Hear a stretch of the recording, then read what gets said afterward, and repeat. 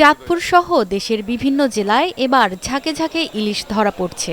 তবে ইলিশের এই প্রাচুর্য সত্ত্বেও এর মূল্য সাধারণ মানুষের ক্রয় ক্ষমতার বাইরেই রয়ে গেছে।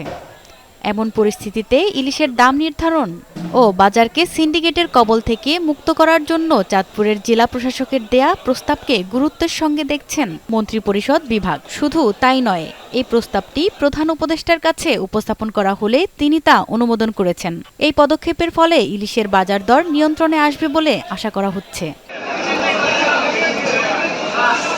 ১ জুলাই রাতে চাঁদপুর জেলা প্রশাসক কার্যালয় থেকে এসব তথ্য নিশ্চিত করা হয়। জানা গেছে, চাঁদপুরের ইলিশের স্বাদের সুযোগ নিয়ে চাঁদপুর ও আশপাশের জেলার কিছু অসাধু ব্যবসায়ী ও আড়তদার নিজেদের ইচ্ছামতো দাম হাঁকাচ্ছেন, যা একেবারেই ক্রেতাদের ক্রয় ক্ষমতার নাগালের বাইরে। চড়া দামের কারণেই জনসাধারণের ক্রয়সীমার বাইরে চলে যাচ্ছে ইলিশ।